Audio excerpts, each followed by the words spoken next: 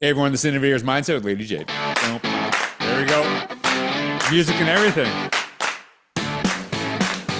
Hey, listen, I have been dying for this moment to have you on my podcast because Jade and I met at Duncanville ISD, which was, I don't want to say it was my favorite because I don't want to hurt anyone else's feelings, but it wasn't not my favorite. I'm just saying that right now. Yeah, It it was was an incredible day. right. And I just went Duncanville. Give you a little shout out. I love you. I was telling Jay before, they had a band there and they played Drunk in Love by Beyonce. And I've probably never listened to that song ever in my life. And that song, and maybe I shouldn't say that on an education podcast, that Drunk in Love is now directly connected to Duncanville ISD for the rest of our lives. But Yeah. I just a little Jade is according to her Instagram. I actually it's weird because like I probably a lot of people connect with you on Instagram first and then meet you after. Whereas I met you first and then so I just know you as Jade. And so media personality. She was there that day and she was the host. And I'm telling you, especially if you're in the Dallas, Texas area, she totally set the tone, made it the easiest day for me to speak ever, and just we're so connected to that group. And there's so many wonderful things you do. But Jade, can you just introduce everybody to who you are, what you do today, and how you got there? Because I think it's a really incredible story. And geez, Jade is like the one of the biggest lights in my life. If you do not follow, I'll put her Instagram down below. If you ever have a rough day, just look at I'm Lady Jade and just lifts everybody up. So Jade, thanks for being on the podcast. Tell us who you are. No, first of all, thank you so much. When you called me to be on this podcast, I was like, George is hitting me up. Like, this is Like, crazy. Because stop like it. you're like the guy. Okay. So yes, we did meet at Duncanville. I am a radio personality, media personality. I was on the air here for 19 years in Dallas on the radio. I did 16 years of a nationally syndicated morning show and left a couple of years ago to just pursue life, right? And so now I still do a bunch of media. I do television. I do tons of hosting, keynote moderating, and I've also gotten into real estate investing, which is like, how the heck did this happen? But yeah, so I flip houses. I build from the ground up, and then I've also invested in a multifamily complex here, 133 doors. So, and then I guess I've started kind of acting. I hate to do this because it sounds I like love it. No, this is like you. Just so you know, she does everything to okay. everything. Yeah. I'm telling you, I tell people all the time, I have like 19 jobs, like seriously, but I'm just one of those people when an opportunity presents itself, I want to walk into it. But um, I do want to address, it is so interesting when I did meet George, he was the he was the speaker at this convocation for Duncanville. And for those that don't know Duncanville, I'm actually a graduate of Mhm. Duncanville High School. It is a huge school district. Like Duncanville is its own city here in the Dallas-Fort Worth Metroplex. And so that's not an easy feat. You know what I mean? Like, who is this guy coming in? What is he going to teach us? So I did my research beforehand. I'm like, who is this George guy? Like, I got to check this out. And he told me, he was like, I could tell you were sizing me up in the back. I really wasn't, but I was just like, it is very different and it speaks very highly of who you are for school districts to fly somebody in town, right? You're not from here. And I have not experienced that very much here. And I host tons of things for schools here. And so I was like, wow, for them to bring in somebody from Florida, like, okay, let's see what's up. And I was ready for you to be like, okay, George, you to speak for an hour and literally to hear like a pin drop in the room speaks so highly of this gift that you have. You took us on this roller coaster ride of education, laughing, being fully engaged. I mean, it really truly was incredible. You are so gifted. I have a heart for educators. My mom was an educator for over 30 years. She taught in Dallas ISD, and then she ended up teaching teachers, doing the trainings. And so I'm a little hard on educators because I'm like, hey, I want you to really care about these kids, right? But you exemplify what we need in the classrooms, what we need in administration, what we need across this globe. So I just want to personally thank you. I know that this wasn't what this was about, but No, it wasn't. I don't. I feel I'm not uncomfortable now. This is about you, not me. You made No, me blush. Now everyone's like, no wonder he wanted her on. I he mean, had no of idea. course You it can did. pay me, you can pay Yeah. me that money later. No, I'm just joking. No, he really had no clue I was going to say this. But I think oftentimes we don't give credit where credit is due. We don't give people their flowers. And so you definitely deserve all the flowers. Like you literally, he's like Mr. You're gonna make me Convenient. cry.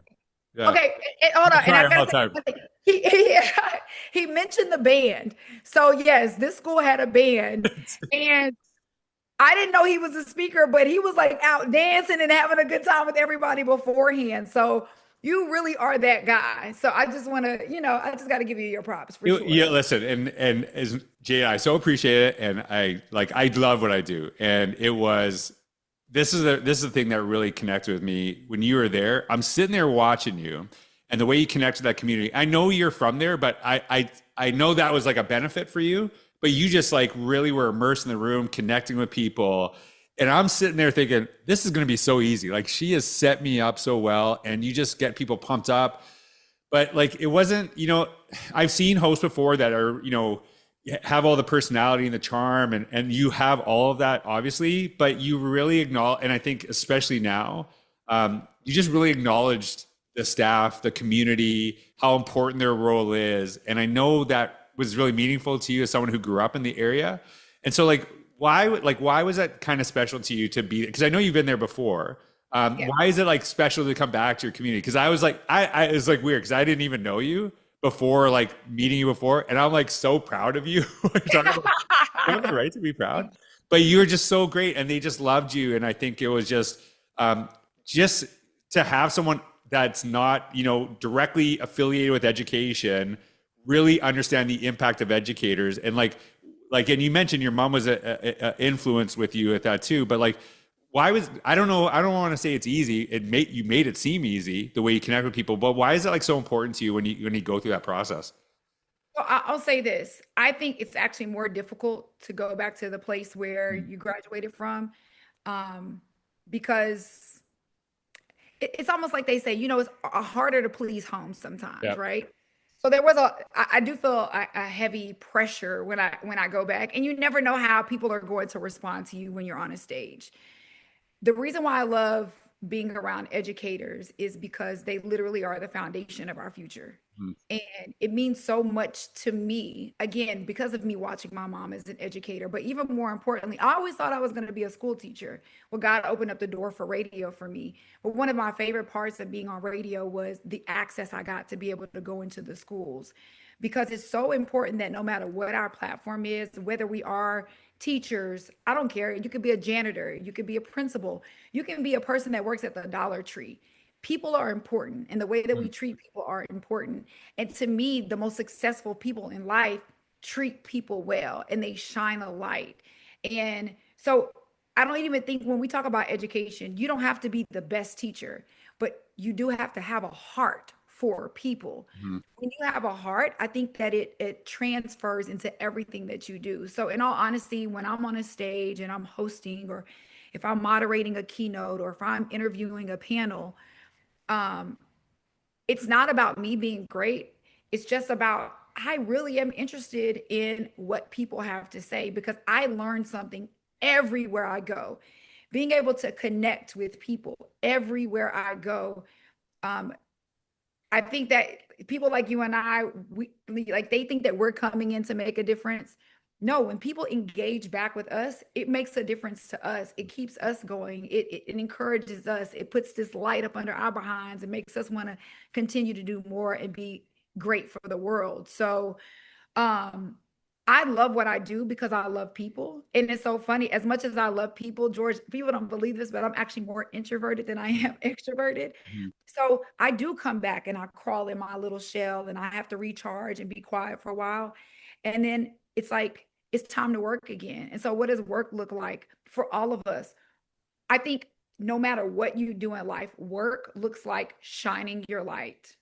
That's period. When we leave the house every day, no matter what we're going through personally, I used to be one of those people that if I was having a tough day, when I went out, I wanted everybody to understand that I'm having a tough day. So if I have an attitude today, you just have to deal with it.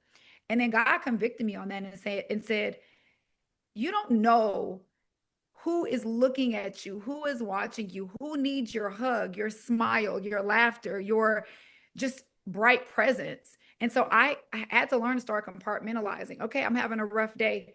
I'm walking out of my door. I got to leave that here.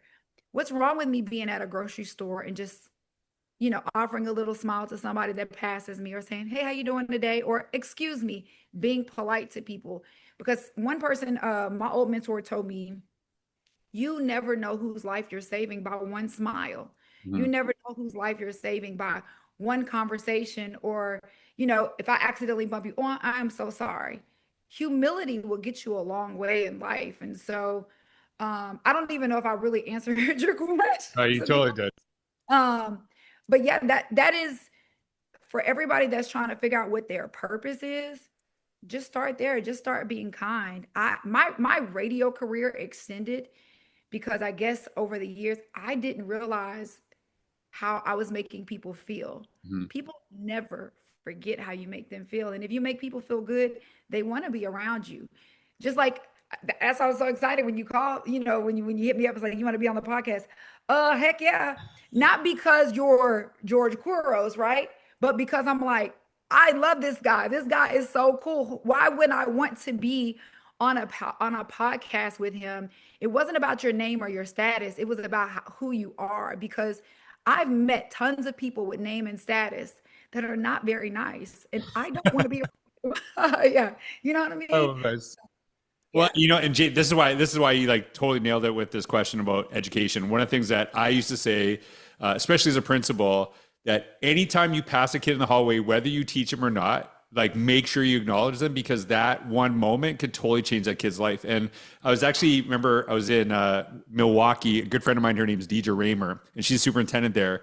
And one of the kids that actually graduated from the school, she told a story, and it was like everyone was in tears after. She said that she was like thinking of ending her life her entire time in school, and she said the thing that kept her alive was a teacher who never taught her ever, not one day, who said her name and greeted her every single morning and just lit her up. And it was like, you have no idea the impact that you actually have. And that's like, when you talk about this, like one of the things that you said, and I thought, this is why you are so good. And by the way, I'm going to stop with the keynote moderation. If you ever want Jade to keynote, she has a pretty powerful message. So don't just bring her in to do help other keynotes. She's got a really powerful message, because the thing you do so well is your light shines so that everyone else's light shines back. And the thing that I've said to people about, like, I mentor keynotes, there's a lot of keynotes that when they're done, you think that person's awesome. And the keynote, what I'm trying to do, and I know you do this so amazingly well, is that after people hear you, they think I'm awesome, like them. They like kind of see themselves, they see the power. And I think that's like you give that opportunity for people to shine their light when you actually have the mic, which I think is really, really powerful. I'm going to teach you something real quick though. I'm going to teach you who you are. And this is kind of interesting because you and I, this is why we connected. I am the exact same way. I am like a total extrovert, and then it sucks the life out of me people. So do you know what the term is? It's ambivert. You're an ambivert. Ambivert. Okay, I'll teach Yeah. you another term. All right, let's go. Ambivert, and they call it a 4951. Have you heard that? No, I have not.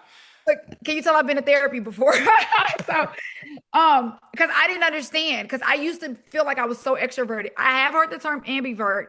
The 4951 means you're 49% extroverted, but you're 51% introverted. So you're more, and so you can operate in both. So that's That's us. That's why we like each other. Because I'm like the same way. Like I can give you energy, but like I remember I was saying, first of all, as soon as I walked out of Duncanville, what do? I go on my phone, find Drunken Love. I played that on repeat. I had a 30-minute drive and I played Drunken Love. I've never listened to this song ever. It is like one of my favorite songs ever. And I will never hear that song without thinking about that day. And it's surfboard. I'm probably going to get copyright strike. By the way, I don't think that even the school district knew the band was going to play Drunken Love. I think They did not. They did not. Yeah, they did not. They went nuts for this song. Like it was just amazing to see in the room. But it was also me just listening to the song on repeat and just like did not say anything. I don't want to talk to anybody, but it's just interesting.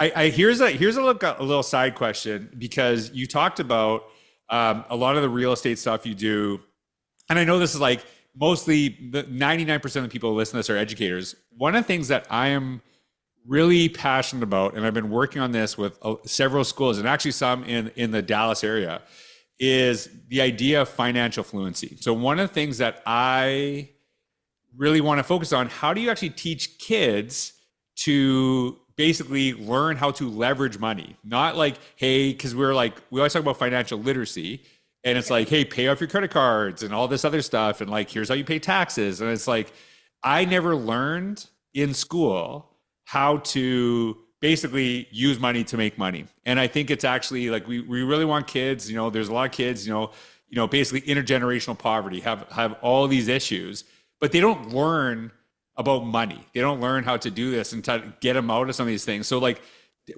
how did you learn this stuff? And like, I'm like curious if you even think like what I'm talking about is a good idea for schools. Like, should we be teaching kids this stuff at a really early age? And so what's your thoughts on that? 150% we need to be teaching the kids. That's why I said I'm not a master, but I want to get so good because one of my goals in life, I have a nonprofit where I work with teenagers. Yeah. One of my goals is to some kind of way be able to break down this information so that when they're in elementary, they're kind of getting Mm-hmm. it's building a relationship with money. My father is an immigrant, so the way I learned money was save your money, don't spend it, right? That is so unhealthy. And I love my dad, but that's what he knew. And so literally just in the last 3 to 4 years, have I had to start changing my relationship with money. In other words, Mm-hmm. yes, credit is extremely important. Saving money is extremely important. But the first time that I wrote a check for a property that I was going to flip, if y'all would have seen me, there was a camera. I was breaking out in sweats. Matter of fact, my mentor at the time that taught me how to flip, I was writing the check to the title company. I have known this man for 5 years. Now, this is my first, it was a $65,000 property we were going to buy. Now, most people say, who wouldn't buy a property for 65,000? When it's all the money you have in your account, you're scared, okay? And I've never written a check that big in my life. Do you know this man that I knew for 5 years that has been so consistent and poured into me and taught me the game of real estate? I Googled him and I started putting his name and putting the word scam and putting the name fraud behind it. Because I'm like, what if I'm missing something here? What if he's in cahoots with the title It's a company? movie. That's a total movie right there. Yeah, and they're like about to take all of my money. Like, but again, it's because we've never been taught how to leverage this money and to make it work for us. So man, if there are educators out there that understand any type of real estate, any type of investing, Hmm. I wholeheartedly believe that there needs to be curriculum inside of the school because it moves the needle forward faster, right? I shouldn't be, you know, now in my 40s, just now learning how to Yeah. this term we hear all the time, make your money work for you. No, most of like when I almost cringe when people say that, even though it's the truth, because when you say it to people that only have had the Yeah. experience of working for money, it sounds weird. So we really need to learn how to break that down and make that palatable to people that don't have a lot, right? Yeah. This is why we build our credit too. It costs nothing for us to build our credit. When we build our credit, now we can use other people's money to start making money. Even with me getting loans from a bank to do new builds, anxiety, because I don't like to owe anybody anything, but I know that I have to borrow money, so I'm not paying cash for That's the everything. immigrant dad thing because I had the same thing. My dad's like, if you cannot pay it for cash, do not buy it. And this is like, it is still to this day, it haunts me. Like every time I have to go get, if I'm having to get a credit line for a lumber company, or, I'm like, oh my gosh, I owe these people how much money, but I know that it's going to come back. But Yeah. again, it's starting to build. It's like having a relationship with somebody, dating somebody. You have to you have to learn how to have healthy relationships early, and that's also healthy relationships with money. And what's funny, one of the most successful flippers that I know, she was a principal, and Mm. her name is Deborah Douglas, and she set. she said that when she was a principal, she was like, this is great. I love what I do, but I know that there's more for me. So there Mhm. are so many Yeah. educators that are actually doing both. You know what I mean? Learning to leverage their money. You're going to work every day and you're building our future leaders, but at the same time, building wealth on the outside. That's what I would always recommend. I would never recommend jumping into real estate, Yeah. just, you know, both. I mean, everybody has their own risk tolerance, but this is something that you can do if you find the right mentorship. Now, George, all of this that I've done, I have had complete mentorship.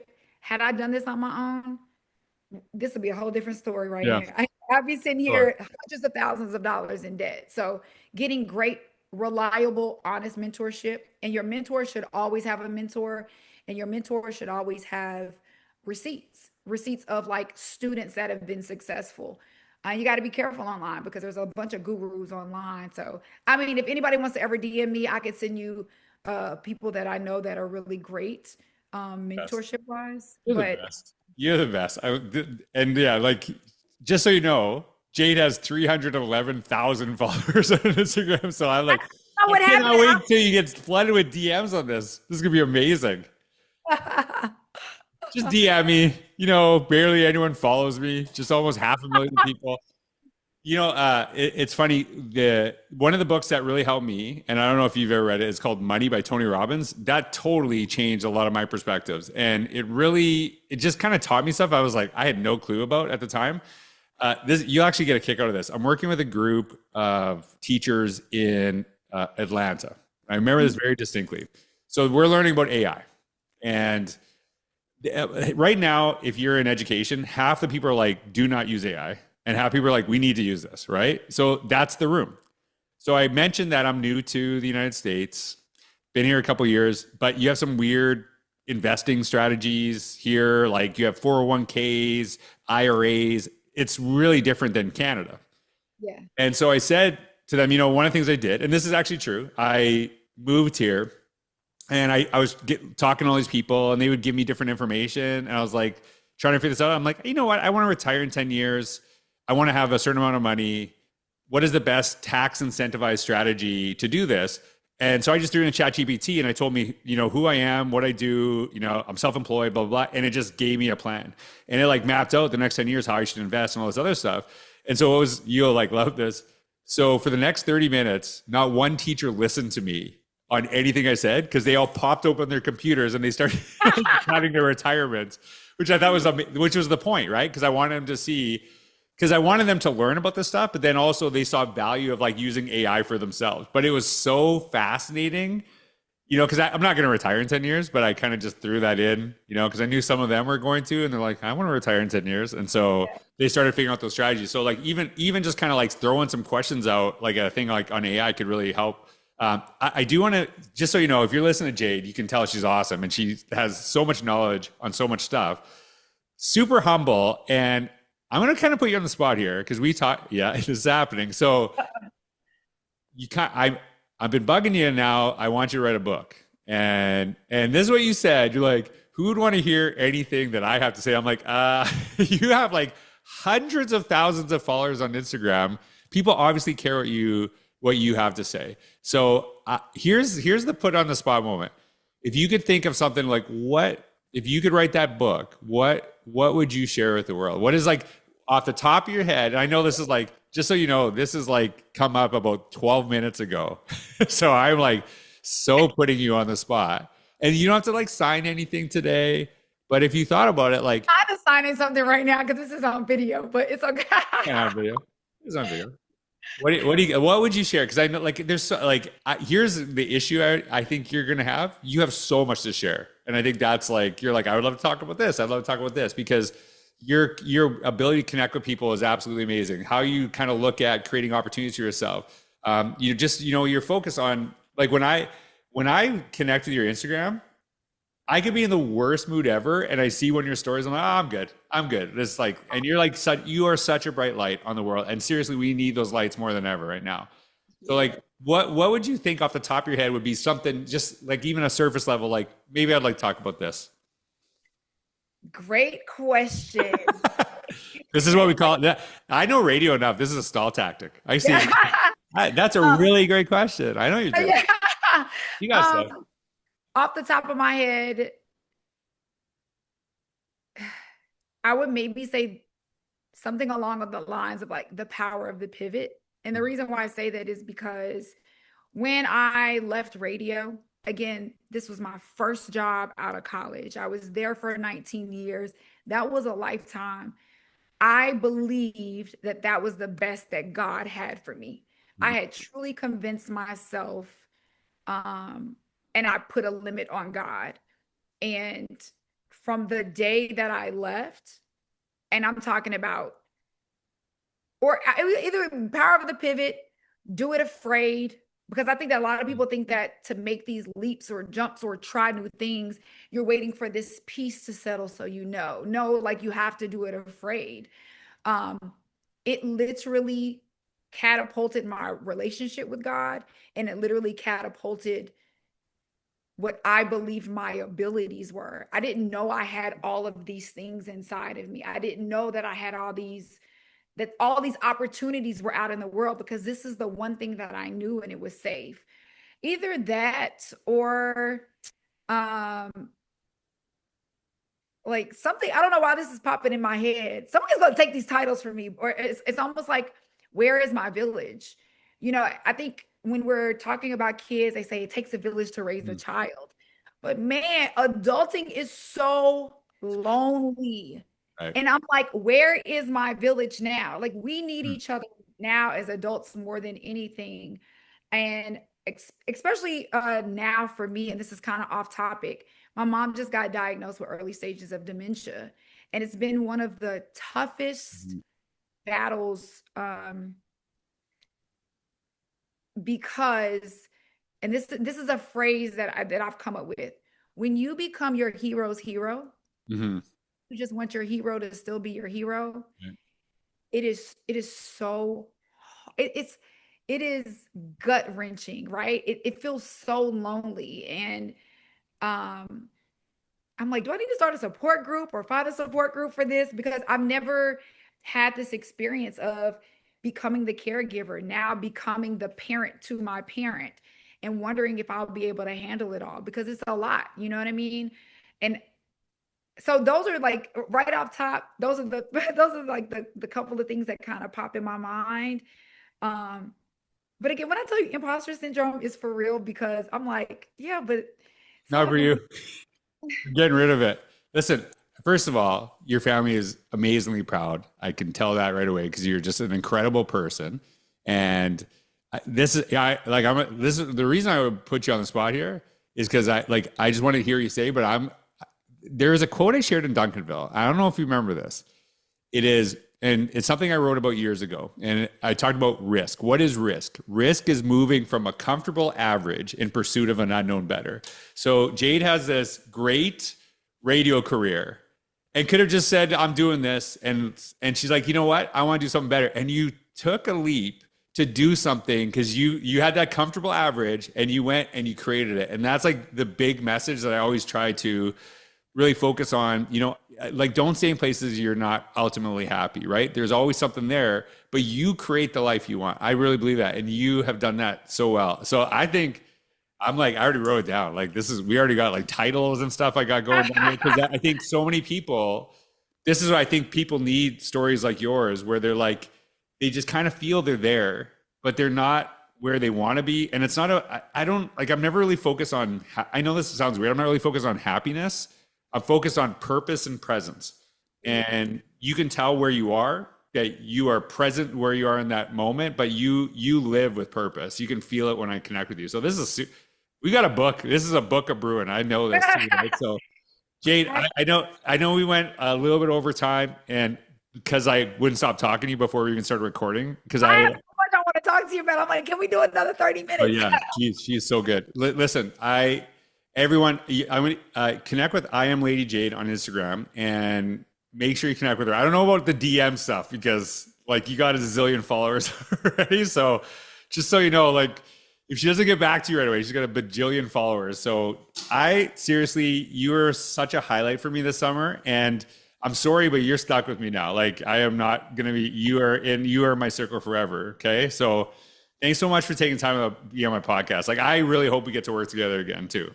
No, I am already speaking it. We will work. Y'all But just this is right. y'all just need this dynamic duo. We're gonna do something across the globe together. I'm telling you. Thank you You're the from the best. bottom of my heart for what you do, the light you bring to the world, the way that, in all honesty, you push the needle forward in education just by being you and walking in your purpose. And so I Stop it. really, You're gonna make me cry in front of everybody.